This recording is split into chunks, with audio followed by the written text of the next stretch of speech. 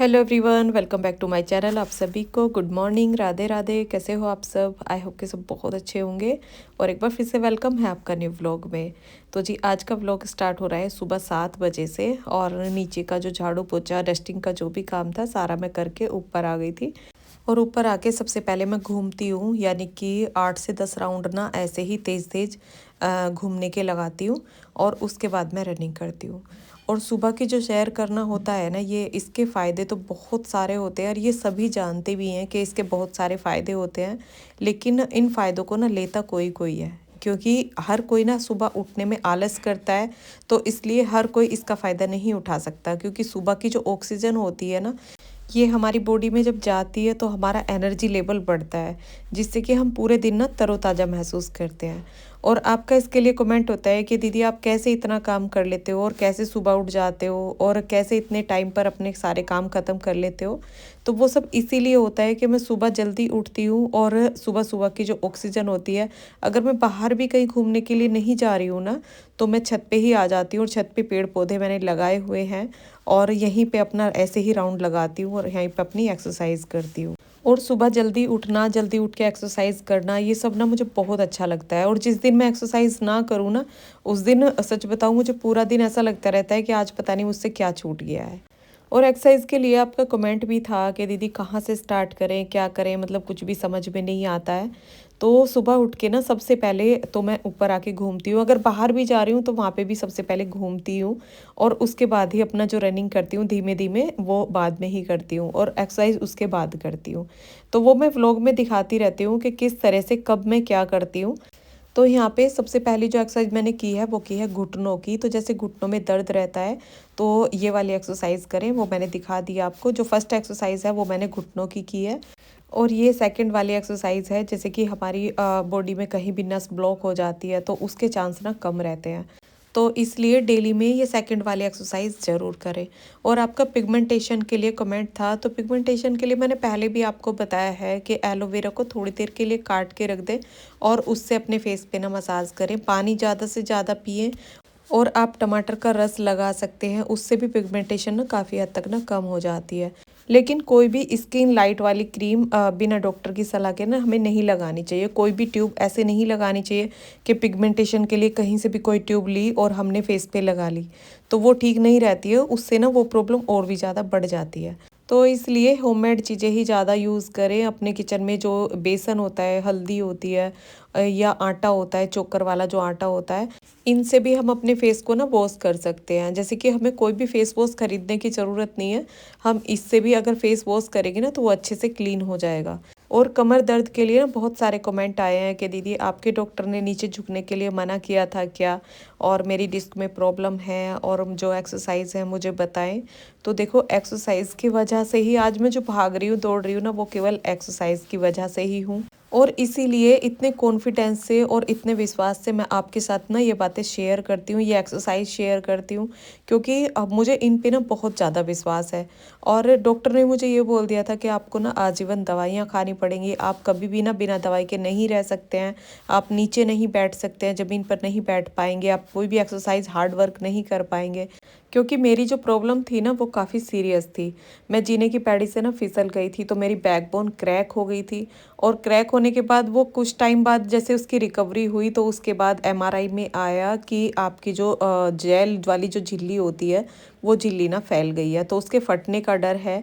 तो इसलिए आपको कोई भी हार्ड वर्क नहीं करना है, ज़्यादा टाइम तक बैठे हुए भी नहीं रहना है, क्योंकि उस झिल्ली पे ना प्रेशर नहीं पड़ना चाहिए। तो मैंने काफ़ी टाइम ना इन चीज़ों से परहेज रखा कि मैं हार्ड वर्क भी नहीं करती थी, ज़्यादा टाइम बैठे हुए भी नहीं रहती थी, अपना काम करती थी और बस लेट जाती थी। लेकिन एक्सरसाइज जो कमर वाली एक्सरसाइज होती है ना, वो मैंने रेगुलर रखी है। दिन में 3-3 टाइम भी वो एक्सरसाइज मैंने की है। उसमें मैंने बिल्कुल भी आलस नहीं किया है, क्योंकि मुझे अपने आप को ना ठीक करना था। और कभी कभी ना मैं भी टूट जाती थी, मुझे भी लगता था कि अब मैं पहले जैसी नहीं हो पाऊंगी, मैं ठीक नहीं हो पाऊंगी। लेकिन फिर दोबारा से मुझे ऐसे लगन लगती थी कि नहीं, मैं ठीक हो सकती हूँ, मुझे अपने आप को ठीक करना है। तो जब हम किसी चीज़ को करने के लिए ठान लेना तो उसे कर भी सकते हैं, बस हमारे अंदर ना एक कॉन्फिडेंस और एक विश्वास होना चाहिए। जब हम विश्वास से कुछ भी करते हैं ना तो वो काम होता भी है। और हर गृहिणी अगर अपने अंदर ये आदत बना लेना कि सुबह जल्दी उठना है और अपने लिए ना सुबह 1 घंटा ज़रूर निकालना है, क्योंकि हम पूरा दिन काम करते हैं तो वो तो सभी के लिए करते हैं, लेकिन सुबह जो एक्सरसाइज के लिए 1 घंटा निकालना होता है ना, वो सिर्फ अपने लिए निकालना होता है। और वो सुबह का 1 घंटा ही हमारे पूरे दिन को अच्छा कर देता है कि हमारे सारे काम भी टाइम पर होते हैं, हम सबका ख्याल भी रख सकते हैं। और एक सुखमय जीवन जीने के लिए ना ये सब करना बहुत ज़रूरी है हर गृहिणी के लिए। तो जी यहाँ पे मैं कर रही हूँ कमर की एक्सरसाइज। तो घुटनों को मैंने खड़े करके और हाथों को सीधे फैला के और उसके बाद कमर को बीच में से उठाया है। तो वो एक्सरसाइज ना मैं 5 बार करती हूँ, जो कि फर्स्ट बार मैंने की थी अभी लेट के। और उसके बाद घुटने को मोड़ के और हाथों से अपनी तरफ खींचना, वो वाली एक्सरसाइज की थी। और ये तीसरी वाली एक्सरसाइज है जो कि एक पैर को उठाना सीधे, जहाँ तक भी आपसे उठ पाए वहाँ तक उठाना, और फिर पैर को धीरे से नीचे ले जाना और फिर दूसरे पैर को उठाना। तो कमर की 5 एक्सरसाइज मैं डेली करती हूँ, जो कि आपके साथ पहले भी मैं शेयर कर चुकी, कई व्लॉग में मैंने आपके साथ शेयर किए हैं। और उस वीडियो का लिंक मैं डिस्क्रिप्शन बॉक्स में दे दूंगी, आप वहाँ जाकर उस वीडियो को देख सकते हैं। और अब कमर की एक्सरसाइज करने के बाद अब करूँगी मैं कपालभाति। और तब मैं नीचे आई थी कपड़े लेके, क्योंकि रात में जैसे मैंने कपड़े धुले थे तो वो ऊपर सूख गए थे, मैंने ऊपर सुखा के ना पंखा चला दिया था, तो वो सारे कपड़े सूख गए थे। और बहुत सारी सॉक्स थी और भी कपड़े थे, तो उन्हें लेके मैं नीचे आ गई थी। और बच्चे ना ऊपर चले गए थे थोड़ा एक्सरसाइज करने के लिए, ये ऊपर चले गए थे। और उसके बाद पतिदेव दूध लेके आए थे, तो वो स्कूटी पे दूध लेने के लिए जाते हैं, तो हाथ बहुत ठंडे हो रहे थे, तो मुझे दिखा रहे थे कि बाहर ना बहुत ज़्यादा ठंड हो रही है। लेकिन मैं एक्सरसाइज करके आई थी तो मैंने सोल वगैरह सब उतार रखे थे, तो मुझे बिल्कुल भी सच बताऊं ठंड नहीं लग रही थी। जो मैंने हाई नेक पहन रखा है ना, इसके अंदर भी मुझे गर्मी लग रही थी, पसीना आ रहा था। और ठंड भी ना हमें तब तक ही लगती है जब तक कोई हम काम नहीं करते हैं, कोई हार्ड वर्क नहीं करते हैं, तब तक तो ठंड लगती रहती है, कंबल के अंदर रहते हैं। और जब काम करते हैं ना, एक्सरसाइज करते हैं, तो उसके बाद ना ठंड भी बिल्कुल नहीं लगती है। और बच्चों को भी ना मैं जल्दी उठा देती हूँ, जैसे छुट्टियाँ चल रही हैं लेकिन बच्चों को थोड़ा जल्दी उठा देती हूँ, क्योंकि वो भी मेरे साथ ना एक्सरसाइज कर लेते हैं। आपने व्लॉग में देखा भी होगा, जब बच्चों की छुट्टी रहती है ना, तो जैसे ही मैं ऊपर जाऊंगी अपनी एक्सरसाइज करने के लिए, तो थोड़ी देर बाद ना बच्चे भी आ जाते हैं। और यहाँ पे पहले मैंने कपालभाति किया है, और मैं सूर्य को बोल रही थी कि देखते हैं कौन कपालभाति ज़्यादा टाइम तक करता है। और बच्चों को ना चैलेंज के साथ काम करना ना बहुत ज़्यादा अच्छा लगता है। तो यहाँ पे योगा में भी ना हमारा चैलेंज चल रहा था, तो हमने 7 मिनट कपालभाति किया है और 7 मिनट ही अनुलोम विलोम किया है। और मेरे सामने ना दीवार घड़ी लगी हुई है, तो मैं उसमें देखती रहती हूँ कि कितना टाइम हो गया है। और मैंने ना भजन चला रखे थे, आप देखते हैं कि भजनों के साथ ही मैं ज़्यादातर एक्सरसाइज करती हूँ। और उसके लिए कमेंट भी था कि दीदी जब मैं भजनों के साथ एक्सरसाइज करती हूँ तो मैं काउंटिंग भूल जाती हूँ, भजन को गुनगुनाने लगती हूँ। तो ऐसा होता है, लेकिन जब हमारा पूरा फोकस अपनी एक्सरसाइज पर होता है ना, तो फिर आप काउंटिंग नहीं भूलेंगे। और कपालभाति और अनुलोम विलोम करने का ना सबसे अच्छा तरीका मुझे ये लगता है कि फ़ोन में अगर आपने भजन चला रखे हैं तो उसमें कोई भी 10 मिनट का या 7 मिनट का कोई भी ऐसा भजन चला दें। और उसके बाद ना ही तो काउंटिंग करनी है और ना ही बार बार टाइम देखना है। जब वो भजन खत्म हो जाएगा तो समझो हमारा कपालभाति ना 10 मिनट का हो गया है। तो ये सबसे अच्छा तरीका लगता है। और यहाँ पे अब एक गिलास मैंने गुनगुना पानी ले लिया, उसमें एक नींबू का रस निचोड़ के और 1 चम्मच डाला है उसमें शहद। और अब मैं इस पानी को एक्सरसाइज करने के बाद पीऊंगी। और आपका एक कमेंट था कि दीदी कोल्ड कफ के बारे में बताएं। तो देखो, हमारे घर में अगर किसी को भी कोल्ड कफ हो गया है ना, तो मैं बाहर से दवाई बिल्कुल भी नहीं लेने देती हूँ। कुछ घरेलू नुस्खे ऐसे हैं जो कि हमारे कोल्ड कफ को ना बहुत जल्दी ठीक कर देते हैं। जैसे आप रात में दूध ले रहे हैं तो थोड़ा सा हल्दी ले लें दूध के साथ। और हल्दी हमारे लिए कितनी गुणकारी होती है वो तो सभी जानते हैं। तो हल्दी से ना बहुत जल्दी इसमें आराम मिल जाता है। और अदरक का रस और थोड़ा सा शहद मिला के बराबर मात्रा में वो भी आप ले सकते हैं। अगर खांसी ज़्यादा है तो उसमें वो लेके देखें, उससे भी ना बहुत जल्दी आराम मिल जाता है खांसी में। और अभी आपने कुछ पहले व्लॉग में देखा होगा, सूर्य को खांसी हो रही थी और उसे में ना मैंने लौंग भूनी थी, और लौंग भून के उसमें शहद डाल के उनको एक डिब्बी में करके रख दिया था। तो वो दिन में ना 3 बार, 2-2, 3-3 लौंग दिन में 3 बार ले लेता था, तो उससे ही ना उसकी खांसी ठीक हो गई थी। तो कुछ इस तरह से कर सकते हैं। और घरेलू नुस्खे ना सबसे अच्छे होते हैं, इनका कोई साइड इफेक्ट नहीं होता। और अब यहाँ पे नींबू रस पीने के बाद मैं आ गई थी यहाँ पे रूम में। जो मैं ऊपर से कपड़े उतार के लाई थी ना, उनको मैंने बांध के रख दिया प्रेस के लिए। और ये है सभी की सॉक्स। तो जैसे मैंने कल सॉक्स धुली थी और इनको मैं ला के और इस तरह से रोल बना के और एक साथ करके रख देती हूँ, तो फिर ना इधर उधर नहीं होती है कोई भी सॉक्स, नहीं तो एक मिल जाती है, एक नहीं मिलती है। अगर हम थैले में भी किसी में करके इनको रखते हैं ना, तो दूसरी सॉक्स हमें ढूंढनी पड़ती है। तो मैं कुछ इस तरह से करके रख देती हूँ, एक सॉक्स के ऊपर एक रख के और उसको रोल बना के और उसके इलास्टिक ना उसके ऊपर चढ़ा देती हूँ।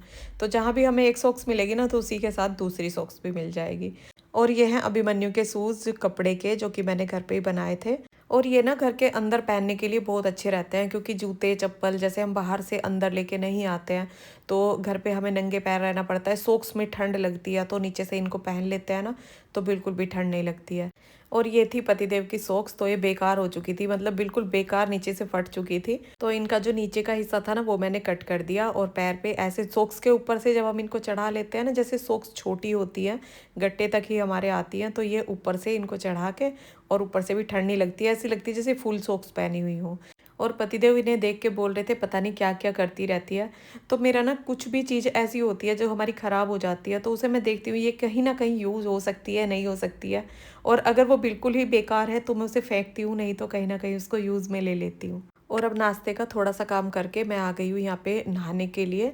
और नाश्ते में मैंने बनाया है नमक वाला दलिया, जो कि कुछ सब्जियाँ डाल के, और वो दलिया छोंक दिया था और कुछ सलाद काट दिया था, कुछ फल काट दिए थे, तो उससे ना थोड़ा हमारा जो सुबह का नाश्ता होता है ना वो हो जाता है। और इसके लिए आपके कमेंट भी थे कि दीदी नाश्ता बहुत ज़रूरी है, आप नाश्ता नहीं करते हो क्या? तो हमारा जो नाश्ता होता है वो चाय कॉफ़ी से नहीं होता है, ना ही कोई दूध लेता है ना चाय कॉफ़ी लेता है।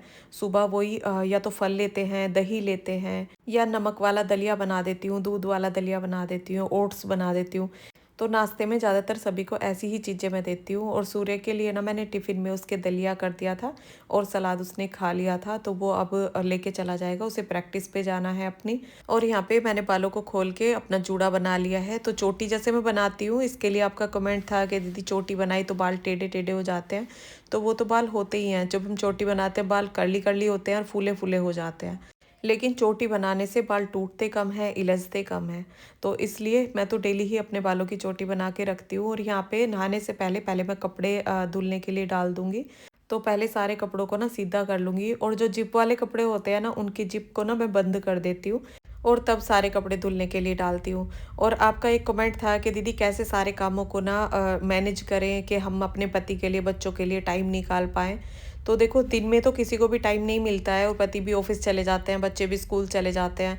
लेकिन जो हमारा शाम का रूटीन है ना उसको ऐसे मैनेज करें कि हस्बैंड के ऑफिस आने से पहले जितने भी ज़रूरी काम होते हैं और किचन के, जैसे कि सब्जी हमने बना के रख दिया, आटा लगा के रख दिया है, बस हमें ना रोटियां बनानी है, तो इतना काम ना निपटा सकते हैं। और उसके बाद हस्बैंड के साथ, बच्चों के साथ, बच्चों की पढ़ाई के लिए बहुत सारा ना टाइम हमें मिल जाता है। और आप मेरे इवनिंग के व्लॉग में देखते हैं कि शाम के 5 बजे से ही ना मेरा काम शुरू हो जाता है और मैं खाने का पूरा काम तैयार कर देती हूँ। बस रोटियां बनानी मेरी रह जाती हैं, जैसे ही कोई भी खाना खाता है ना तो गरम गरम साथ साथ रोटियां बना देती हूँ। तो उससे ना मुझे बहुत सारा टाइम मिल जाता है, बैठने का भी मिल जाता है, जो मेरे एक्स्ट्रा काम होते हैं उनको भी मैं कर लेती हूँ। और अब यहाँ पे मैं कसने लगी हूँ गाजर। तो गाजर कसने के लिए मैंने ब्लेड लगा लिया है और ये काम ना मेरा इतना आसान हो जाता है इस फूड प्रोसेसर से कि फटाफट से ना सारी गाजर कस जाती है। जिसमें कि 1 घंटा लगने वाला होता है ना, ये 10 मिनट में ना सारा काम मेरा कर देता है। और आपका एक कमेंट था कि मेरी बेटी का बर्थडे है, आप उसे व्लॉग में विश करें। तो वंशिका बेटा, आपको जन्मदिन की बहुत बहुत शुभकामनाएं और भगवान आपको खुश रखे, आप जीवन में बहुत तरक्की करो, बहुत आगे बढ़ो।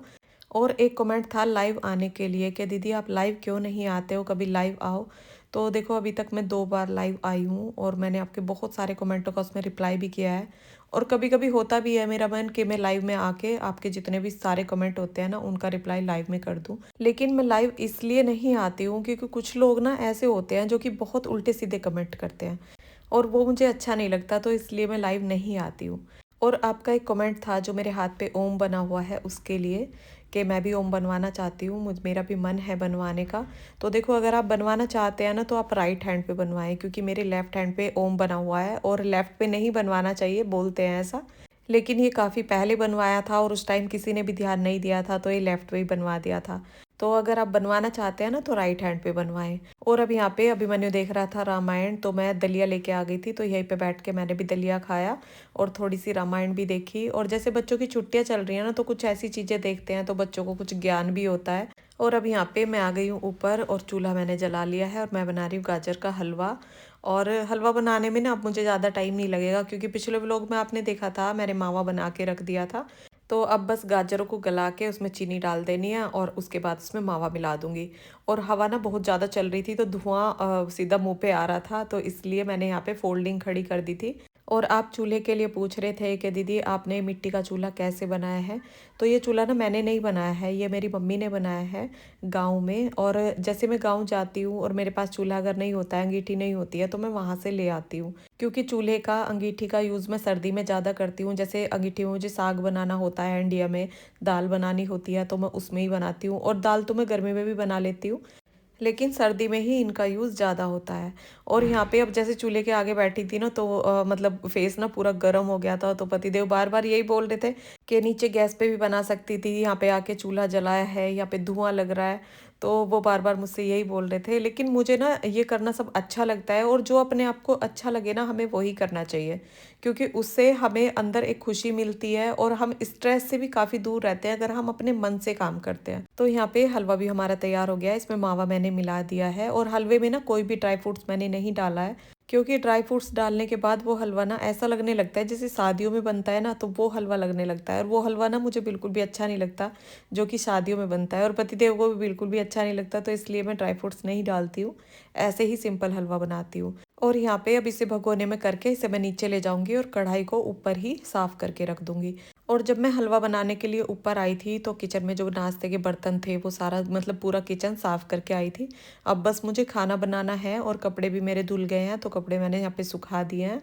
और अब बस नीचे जाके ना मुझे खाना बनाना है। और अभी टाइम हुआ है 10:30 बजे के करीब का, तो खाना भी हमारा वही सही टाइम पर हो जाएगा और हलवा भी हमारा बन गया है। और यहाँ पे आलू गाजर मटर की मैंने सब्जी बनाई है, जो कि सर्दी में बहुत ही अच्छी लगती है। और जब मैं हलवे के लिए गाजर छिल रही थी, तो तभी साथ साथ सब्जी भी मैंने काट के रख दी थी कि ऊपर से हलवा बना के आऊँगी ना, तो आते ही मुझे सब्जी छोंकनी है, यानी कि खाने का काम एकदम से तैयार करना है।